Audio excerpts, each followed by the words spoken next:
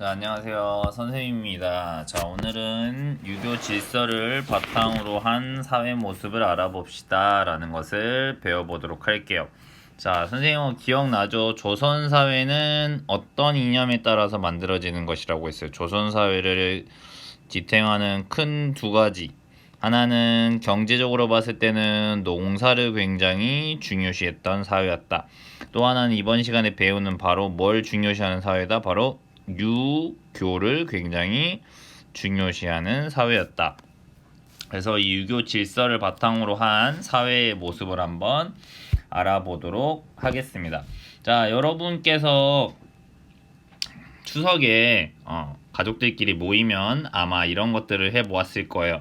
자, 여러분이 조상님에게 제사를 지내거나 저 음식해서 조상님께 절하고, 또는 우리 조상님들 할아버지나 할머니나 이런 묘에 가서 절하는 거, 요런 것들을 아마 명절에 해보셨을 거예요. 그쵸? 이런 문화가 여전히 남아있다는 거죠. 이런 문화가 바로 뭐에서 온 것이다? 조선시대의 유교의 문화가 여전히 우리에게 남아있는 것이다 라고 볼 수 있겠어요. 또 여러 가지가 남아있죠. 굉장히 많은 것들이 남아있을 수 있는데, 첫 번째는 우리 웃 어른에게 인사하고, 그치? 웃 어른에게 인사하는 거라든지, 그 다음 선생님 안녕하세요 라고 존댓말을 써야 돼요. 선생님 안녕 이렇게 하면 안 되죠? 그쵸? 존댓말을 쓴다. 이런 거 역시 유교의 영향이라고 볼 수 있겠죠. 그 다음 여러분 부모님에게 당연히 효도해야 되죠. 부모님께 잘 해드려야 되는 거, 이런 것들 다 유교의 문화라고 할 수 있습니다.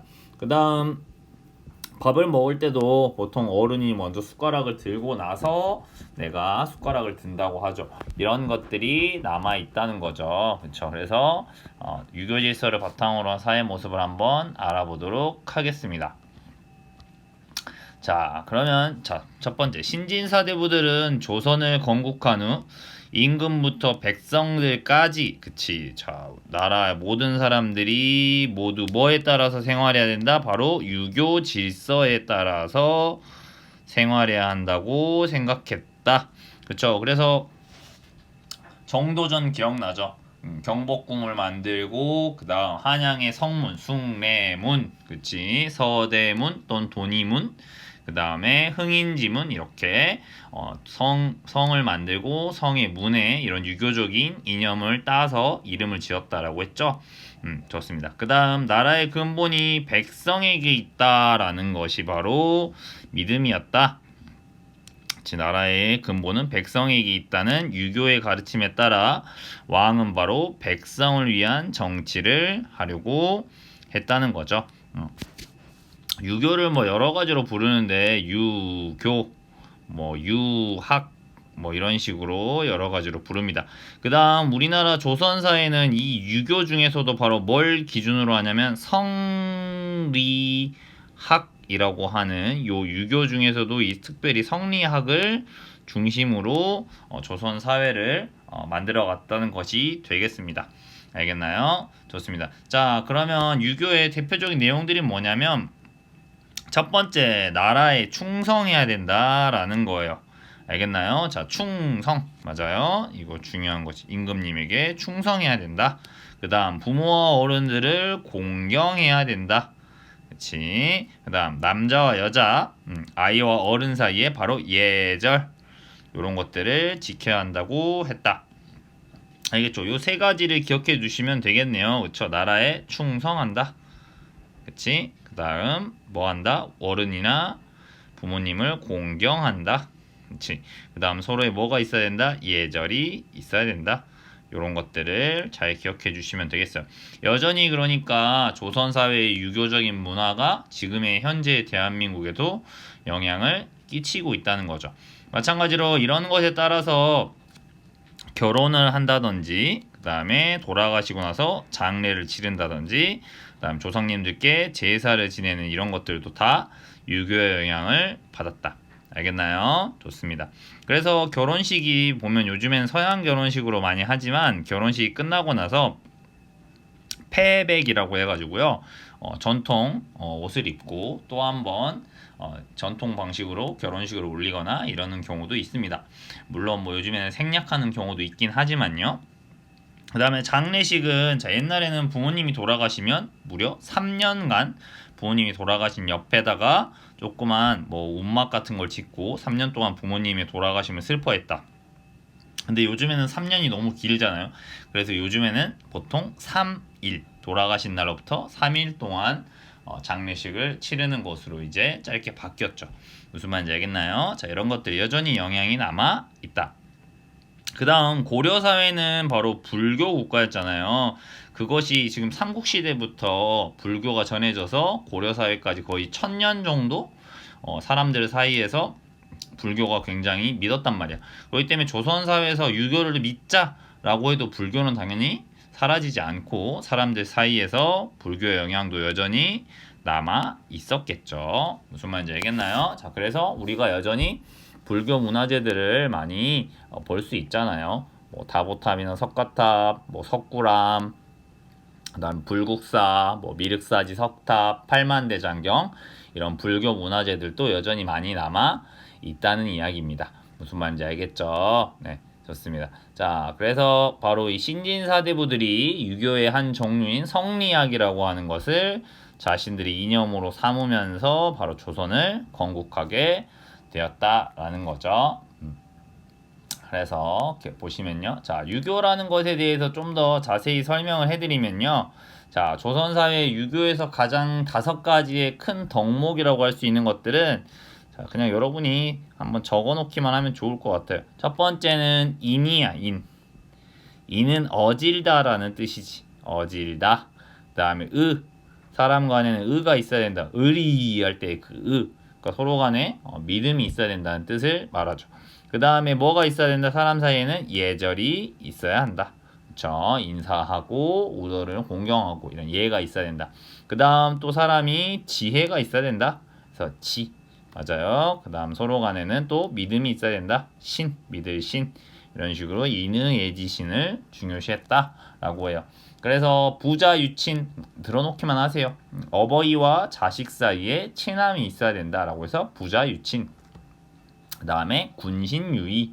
그래서 임금과 신하 사이에는 의로움이 있어야 된다. 이런 것들 나중에 도덕 시간에 다 배울 거예요. 들어만 놓으세요. 그런 게 있다는 거. 그 다음에 부부 유별. 네, 부부 사이에는 구별이 있어야 된다. 부부 사이에도 예절이 있고 해야 된다는 거죠. 그 다음 장유 유서. 어른과 아이 사이에는 차례와 질서가 있어야 된다. 그래서 어른이 보통 먼저 식사를 하면 아이들이 밥을 먹는다든지 이렇게 하는 것들이 장유 유서. 그 다음 붕우유신. 벗 사이에는 믿음이 있어야 된다. 친구 사이에는 믿음과 신뢰가 있어야 된다는 거죠. 이런 것들에 따라서 이런 질서에 따라서 바로 유교 사회를 만들어 갔던 것이에요. 무슨 말인지 알겠나요? 지금까지 우리에게 아주 많은 영향들을 미치고 있다라는 거죠. 그 다음 이런 바로 것들을 법으로 만들었다는 거죠. 그게 제일 중요한 자 조선의 법전 반드시 알아두셔야 됩니다. 바로 무슨 대전이다? 경국대전이다. 나라를 다스리는 가장 기본적인 법전이며 바로 세조에서 성종대에 걸쳐 완성되었으며 6개의 영역으로 나누어서 군사, 교육, 외교 등 다양한 내용을 담았다. 조선의 기본 법전이 됩니다. 자, 조선의 기본 법전이 되겠습니다. 물론 뭐 삼국시대에도 법은 있었을 것이고요. 뭐 고려시대에도 법은 있었겠죠. 하지만 그 전의 법들은 약간 뭐 정해진 게 아니라 그냥 관리가 그냥 자기 마음대로 판결하는 거였다면 이 경국대전에 따라서 조선은 굉장히 이 법이 적혀져 있는 대로 이제 해야 되는 거예요. 예를 들어 보면은 우리 뭐 여러분도 민속촌을 가보셨으면 여기 보면 이렇게 곤장 먹고 있잖아요. 요 곤장을 때릴 때도 법전 자 옆에서 보시면 여기 수령이 있죠. 수령. 사람이 사또 수령이지. 이 옆에서 일하는 사람이 책을 들고 있잖아요. 이 사람이 이 경국대전의 내용을 보면서 이 법을 어겼기 때문에 곤장 10대 뭐 이런 식으로 정확하게 법에 적혀 있는 것에 따라서 판결하고 처벌을 내렸다는 얘기예요. 요거 마저 보시면 진짜 생각보다 엄청 아픕니다. 그리고 이렇게 곤장을 때리는 것은 상당히 중한 범죄의 경우에 이제 곤장을 맞게 되는 것이에요. 왜냐하면요, 이 곤장을 맞으면요, 엉덩이 살이 다 터져버립니다. 엄청 세게 때렸기 때문에 이게 맞으면 엉덩이 살이 다 터져버리는 거야. 완전히 뭐 멍이 들다 못해서 피멍 들어 터져버리는 거죠.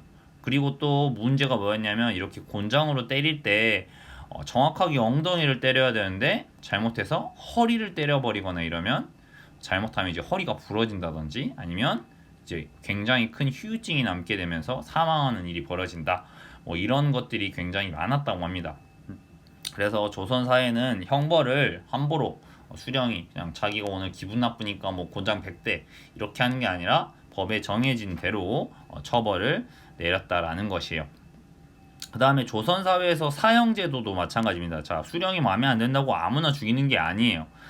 뭐 살인 사건을 일으켰다거나 범죄를 저질러서 사형을 시키더라도 수령이 첫 번째로 사형을 판단하고 그 다음에 그 지방을 담당하는 관리에게 보고를 하고 최종적으로는 임금님께 보고를 한 후에 진짜 범죄가 인정됐을 때 사형을 시켜야 되는 거예요. 그러니까 조선 사회가 뭐 아무나 함부로 막 잡아다가 사형을 시키거나 이러지는 않았다는 것을 알 수 있어요. 물론 예외가 있긴 하죠.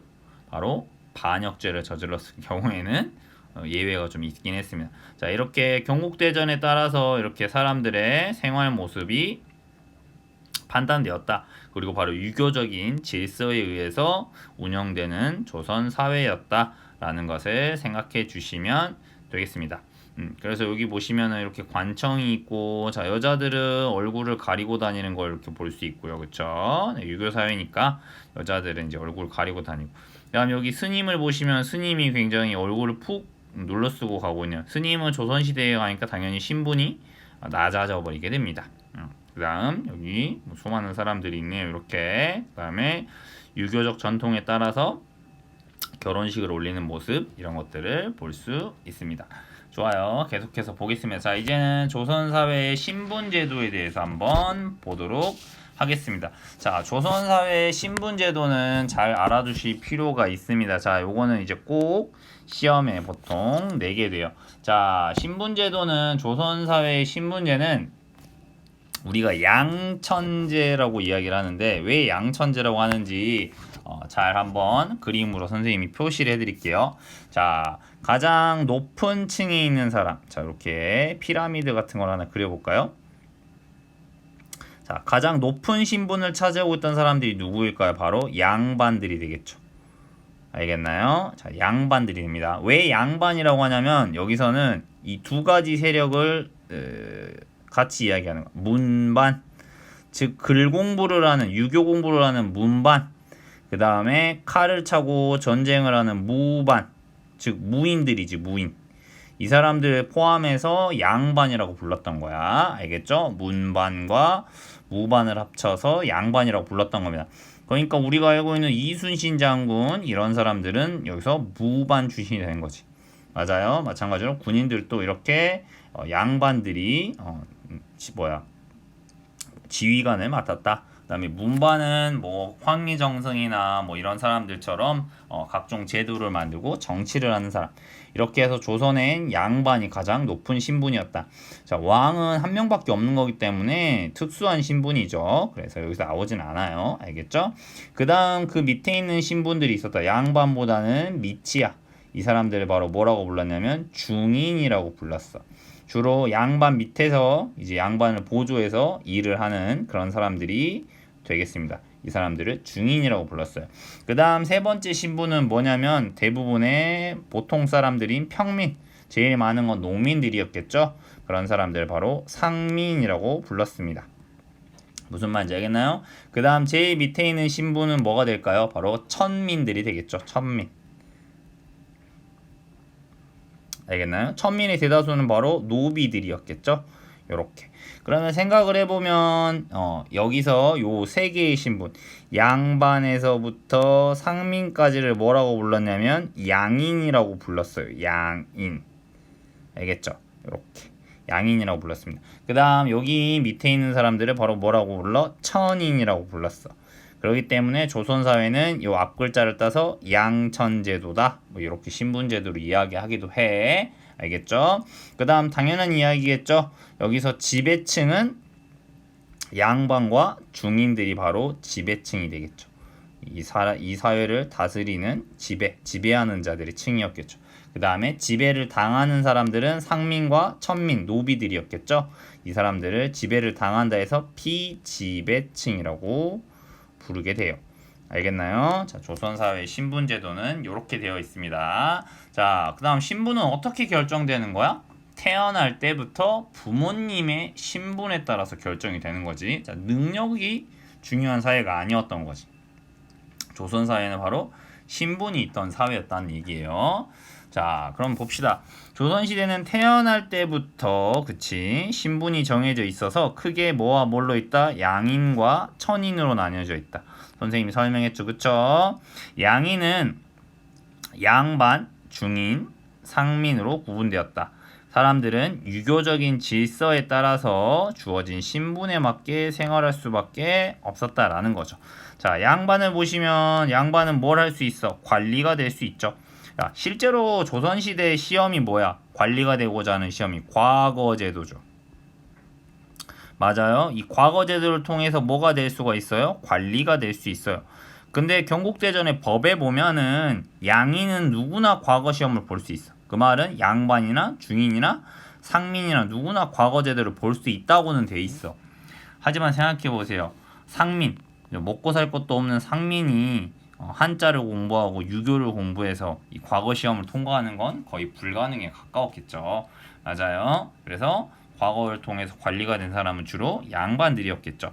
마찬가지로 과거 시험에서 주로 보는 것은 이 유교의 가르침이 담긴 책으로 시험을 봐야 되는 거예요. 무슨 말인지 알겠죠? 그래서 이 과거 제도의 당연히 내용은 바로 유교적인 내용들을 시험 보게 됩니다. 알겠죠? 그다음 지역 선비들과 여러 가지 주제로 토론하기도 한다. 네, 그러니까 이게 바로 양반층이었다. 네, 지배층들이 되겠죠. 그렇죠? 네, 그러니까 중인이나 상민이나 천민은 양반들한테는 높임말을 써야 되고, 그렇죠? 무조건 굽신굽신해야 되는 거죠. 네. 그다음 두 번째 신분은 바로 중인이 되겠습니다. 궁궐에서 그림을 그리거나, 그렇지? 자, 중인이었다는 거야. 화가, 알겠나요? 화가 중인입니다. 알겠죠? 우리 유명한 김홍도 이런 화가도 중인들이었다는 거지. 그 다음 외국 사신을 맞이하여 통역을 담당한다. 그렇지? 통역을 담당한다. 통역. 지금 영어 잘하면 엄청 신분이 높잖아요. 외교관 뭐 이런 사람들 있잖아요. 그쵸? 엄청 신분이 높은데 조선 사회에서는 중인이었다. 양반보다는 신분이 낮았다는 것을 의미하는 것이에요. 무슨 말인지 알겠죠? 좋습니다. 자, 그렇게 지금으로 따지면 또 중인들이 여러 가지가 있는데 여기서 의사, 의관이라고 하는데 의사 역시 중인 출신들이 했다는 이야기예요. 그리고 법을 공부하는, 지금으로 따지면 뭐 변호사 같은 것들, 이런 것들도 다 중인들이 담당했다. 알겠나요? 그러니까 옛날 사회에서는 외국어를 잘하는 사람이나 의사 선생님이나 법을 잘하는 사람들이 신분이 양반보다 오히려 낮았다는 걸 알 수 있죠. 무슨 말인지 알겠나요? 좋습니다. 이렇게 생각해 보실 수 있겠어요. 그 다음에 상민, 대다수의 인원을 차지하던 건 상민들이 되겠죠. 그렇죠? 대부분 뭘 했다? 농사를 지었다. 나라에 큰 공사나 일이 있을 때 불려가기도 했다라는 거죠. 상민층 중에서 제일 많은 사람들은 농민층이었겠죠. 그렇죠. 농사를 지어서 먹고 사는 사람. 그 다음에 뭐 상업 활동을 하는 상공업자들도 있었어요. 지금으로 따지면 뭐 백화점이라든지, 그치, 뭐라고 해야 될까? 공장을 운영하는 그런 사람들이 할 수 있겠지. 근데 조선 사회는 이 농민이 더 신분이 높았고요. 장사를 하는 사람들은 더 낮춰 불렀어요. 왜냐하면 바로 유교 질서인 조선 사회에서는 농사가 국가의 근본이라고 생각했기 때문에 농민들을 더 높이 쳐줬고요. 장사를 하는 사람들은 흥정을 하거나 이런 걸 보면서 더 천하다고 생각을 한 것이에요. 무슨 말인지 알겠나요? 그래서 조선은 상업이라든지 공업 활동을 더 크게 키우려고 하지 않는 그런 문제점이 나중에 생겨나게 됩니다. 알겠죠? 그 다음은 이제 천민이 되겠네요. 자, 천민 바로 대다수는 노비들이었겠죠. 천민들의 대다수는 노비들입니다. 노비. 노비도 크게 두 가지가 있어요. 국가의 노비를 관노비라고 불러요. 그러니까 국가의 관청에서 일하는 국가에 소속된 노비인 거죠. 무슨 말인지 알겠나요? 그 다음 개인이 가지고 있는 노비도 있죠.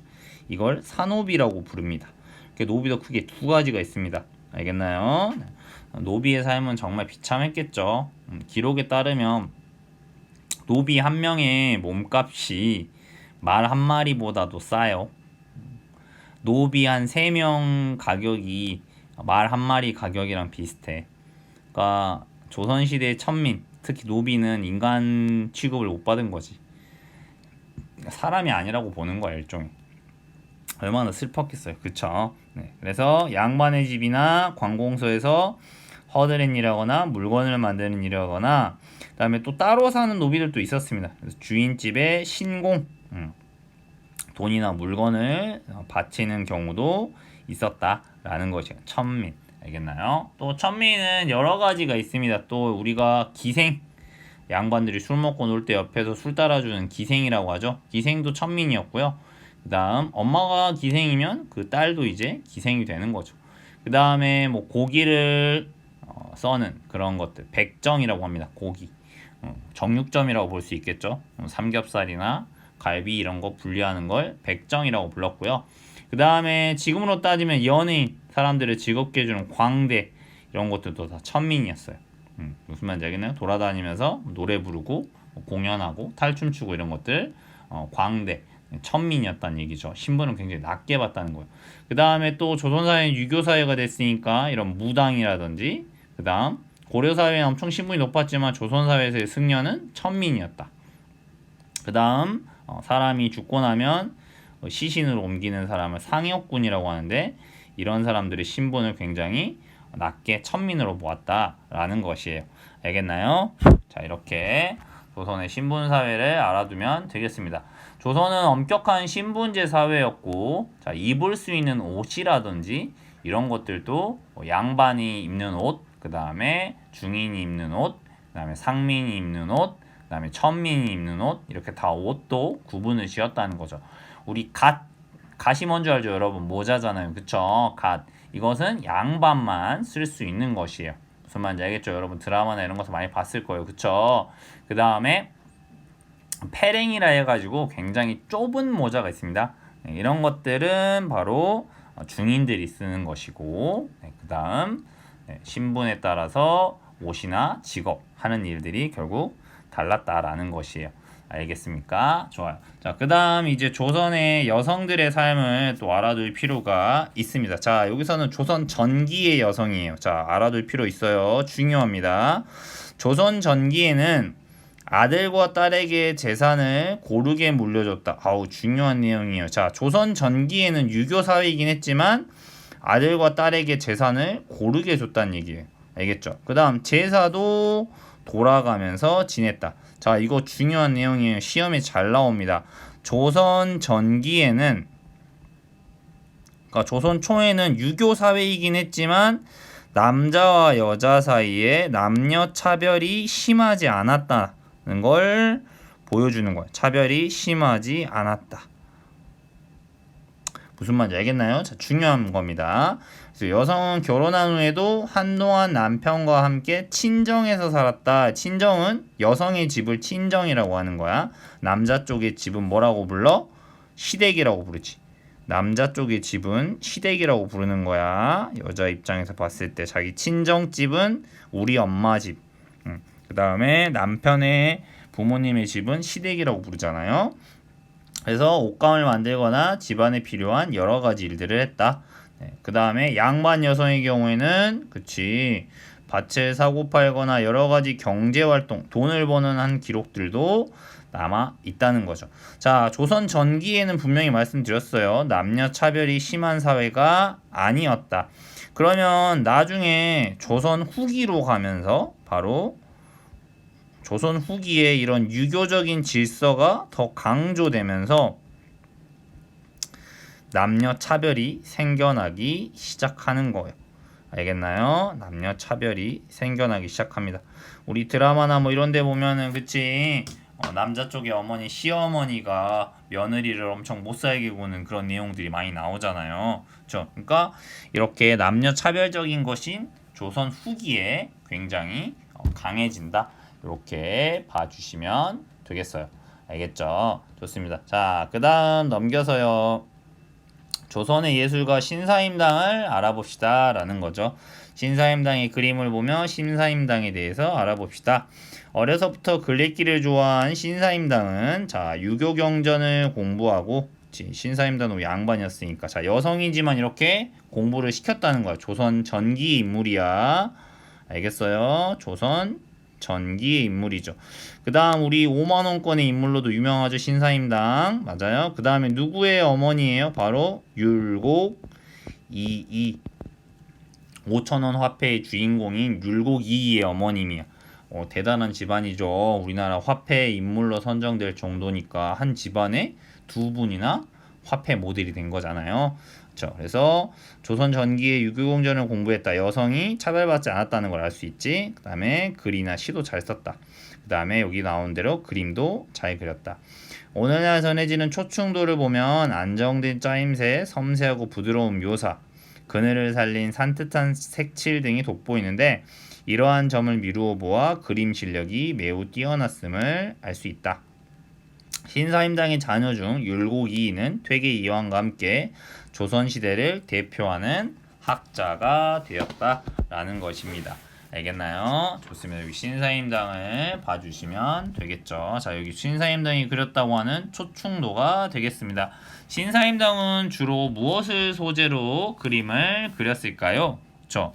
주로 뭘 그리셨을까요? 여기 보면 풀이나 그치, 벌레 그치, 요런 것들을 소재로 그림을 많이 그리셨다라고 보시면 되겠죠. 열매나 곤충 이런 것들. 두 번째, 예술가 신사임당과 어머니 신사임당 중 어떤 모습이 더 인상적인가요? 라는 거죠. 자, 여기에는 여러분의 생각을 한번 써보시면 좋을 것 같아요. 예술가, 이렇게 그림을 잘 그리는 예술가로서의 신사임당과 또 율곡 이이의 어머님으로서의 신사임당 중에서 어떤 것들이 더 인상적일까? 선생님은 이렇게 생각해요. 조선시대에 아무리 여성이 좀 차별을 덜 받았다고 하지만 그치? 여성이면서 이렇게 훌륭한 예술작품을 남긴 점이 참 대단하신 것 같아요. 저 예술작품을 남긴 점이 대단하다. 선생님은 그렇게 생각합니다. 대단하시다. 그치? 또 이렇게 예술 활동을 하면서도 자식들을 훌륭히 키워내서 율곡 이이라고 하는 대학자를 길러내신 면도 당연히 어머님으로서도 굉장히 존경스럽죠. 그쵸? 네, 신사임당 그림의 특징을 탐구해 보시면 자 바로 어떤 거야? 우리 주변에 있는 것들을 그림을 그리는 걸 볼 수 있죠. 맞아요. 우리 주변에 있는 것들을 보고 그리셨다. 그 다음에 굉장히 사실적으로 그림을 그리셨다라는 것들을 생각해 볼 수가 있어요. 그쵸? 그래서 그림 실력이 아주 뛰어나신 분이셨다라는 것을 생각해 볼 수 있습니다. 좋아요. 자, 이렇게 우리 유교 질서에 따른 조선 사회의 모습들을 한번 공부해 봤습니다. 자, 제일 중요한 건 선생님 생각에 요즘에 이런 게 좀 심해지고 있어요.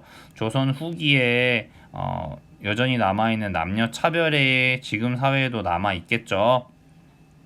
맞아요.